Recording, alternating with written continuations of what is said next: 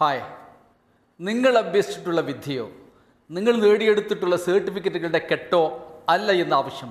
കാരണം ഇത് പെർഫോം ചെയ്യുന്നവരുടെ ലോകമാണ്. നിങ്ങളുടെ മേഖല ഏതുമാകട്ടെ, ബിസിനസ്സുകാരനോ നിങ്ങൾ ഒരു പൊതുപ്രവർത്തകനോ അതല്ലെങ്കിൽ ഒരു തൊഴിലാളിയോ ഏത് തന്നെയാണ് നിങ്ങളുടെ മേഖലയെങ്കിലും നിങ്ങളുടെ പെർഫോമൻസ് ലെവൽ വെച്ചുകൊണ്ടാണ് നിങ്ങളുടെ ഉയർച്ച അവിടെ ഉണ്ടാകുന്നത്. തിരിച്ചറിയുക, നിങ്ങൾക്ക് പെർഫോം ചെയ്യാൻ കഴിയുമെങ്കിൽ നിങ്ങളുടെ ഉന്നതിയിലേക്കുള്ള യാത്ര അത്രയും വേഗത്തിലായിരിക്കും.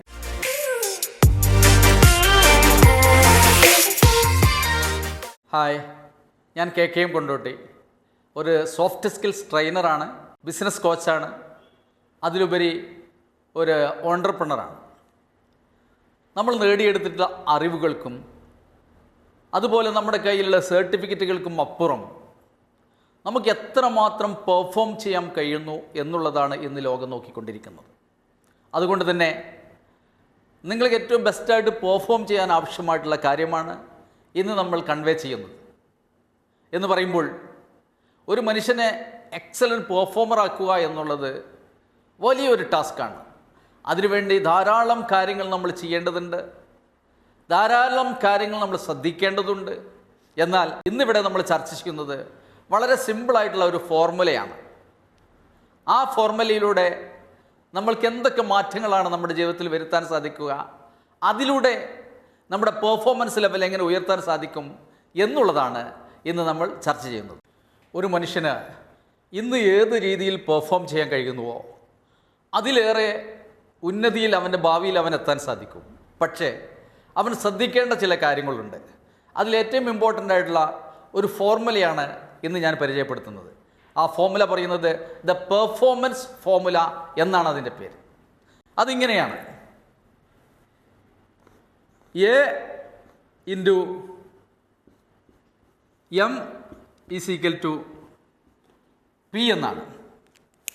A എന്ന് പറഞ്ഞാൽ എബിലിറ്റി ഇൻറ്റു മോട്ടിവേഷൻ = പെർഫോമൻസ് എന്നാണ്. ഇവിടെ നമ്മൾ ശ്രദ്ധിക്കേണ്ടത്, ഈ എബിലിറ്റി എന്ന് പറയുമ്പോൾ അത് ഫങ്ഷൻസ് ഓഫ് ആപ്റ്റിറ്റ്യൂഡാണ്. സാധാരണഗതിയിൽ നമുക്ക് ആറ്റിറ്റ്യൂഡും ആപ്റ്റിറ്റ്യൂഡും തമ്മിൽ കൺഫ്യൂഷൻ ഉണ്ടാകാറുണ്ട്. എന്നാൽ ആപ്റ്റിറ്റ്യൂഡ് എന്ന് പറയുന്നത് ഒരു മനുഷ്യനൊരു കാര്യം ചെയ്യാൻ ആവശ്യമായ അവൻ്റെ എബിലിറ്റിയാണ് ആപ്റ്റിറ്റ്യൂഡ് എന്നുള്ളത് കൊണ്ട് ഉദ്ദേശിക്കുന്നത്.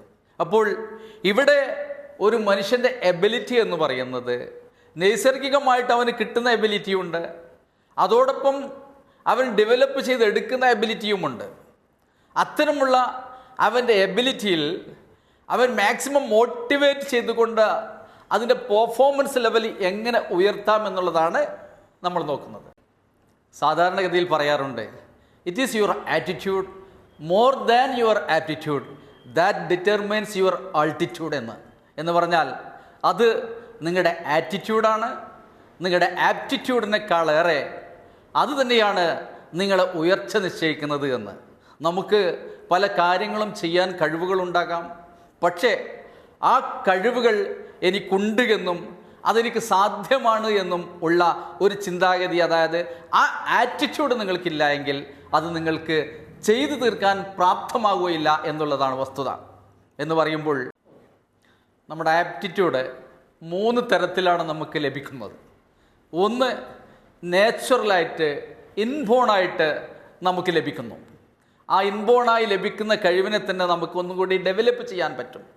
രണ്ടാമത്തത്, നമുക്ക് ബൈ എക്സ്പീരിയൻസ് ലഭിക്കുന്നതാണ്.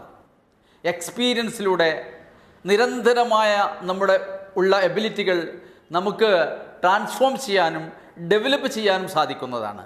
മൂന്നാമത്തേത് ബൈ ട്രെയിനിങ് ആണ്. ഇവിടെ നമ്മൾ മനസ്സിലാക്കേണ്ടത്, ഈ നാച്ചുറലായിട്ട് നമുക്ക് ലഭിക്കുന്നതും എക്സ്പീരിയൻസിലൂടെ നമുക്ക് ലഭിക്കുന്നതിലും ഏറെ ഇമ്പോർട്ടൻ്റ് ആണ് ബൈ ട്രെയിനിങ്ങിലൂടെ നമുക്ക് നേടിയെടുക്കാൻ സാധിക്കുന്നത്.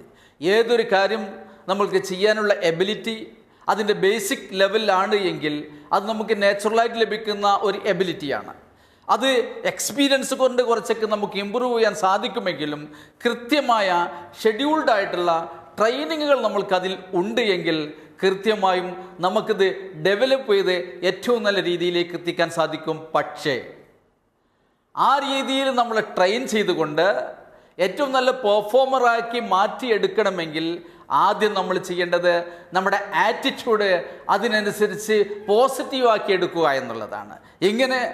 നമ്മുടെ എബിലിറ്റി എന്ന് പറയുമ്പോൾ നമ്മുടെ ആപ്റ്റിറ്റ്യൂഡിൻ്റെ 3 ഫങ്ഷൻസും ഉൾപ്പെടുത്തിക്കൊണ്ട് എബിലിറ്റി തലത്തിൽ ഒരു തലത്തിലെത്തി നിൽക്കുമ്പോൾ അതിനെ വീണ്ടും ഇമ്പ്രൂവ് ചെയ്യാൻ ആവശ്യമായിട്ടുള്ള കാര്യങ്ങളിൽ ഏറ്റവും ഇമ്പോർട്ടൻ്റ് ആയിട്ടുള്ളത് നമ്മുടെ ആറ്റിറ്റ്യൂഡ് തന്നെയാണ്, നമ്മുടെ ചിന്താഗതി തന്നെയാണ്. ആ ചിന്താഗതി പല രീതിയിലൂടെ നമുക്ക് മോട്ടിവേറ്റ് ചെയ്യുമ്പോൾ മാത്രമാണ് നമ്മൾ പെർഫോമൻസ് ലെവൽ ഉയർത്താൻ സാധിക്കുന്നത്.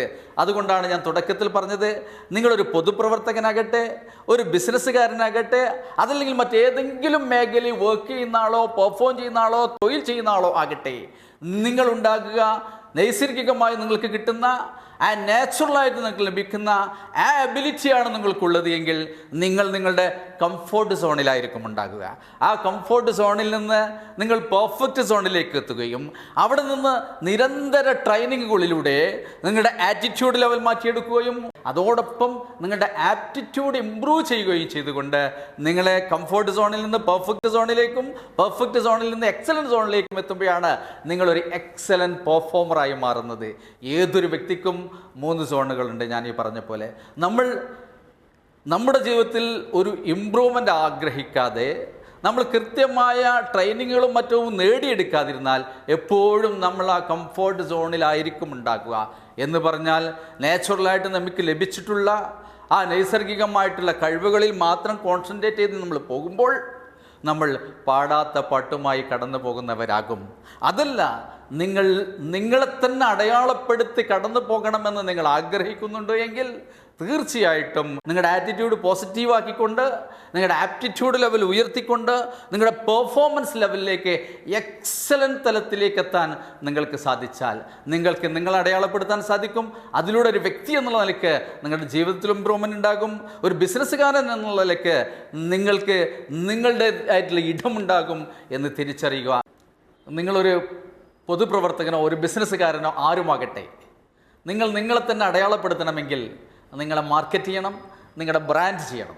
അത്തരം പേഴ്സണൽ ബ്രാൻഡിങ് നിങ്ങൾ ആഗ്രഹിക്കുന്നുണ്ട് എങ്കിൽ ഞാനുമായി ബന്ധപ്പെടുക. ഏതുതരം പേഴ്സണൽ ബ്രാൻഡിങ്ങിനും പേഴ്സണൽ ട്രെയിനിങ്ങുകളും ഞങ്ങൾ നൽകുന്നതാണ്. നിങ്ങൾക്ക് ഞങ്ങളുമായി എപ്പോഴും ബന്ധപ്പെടാവുന്നതാണ്. Thank you very much.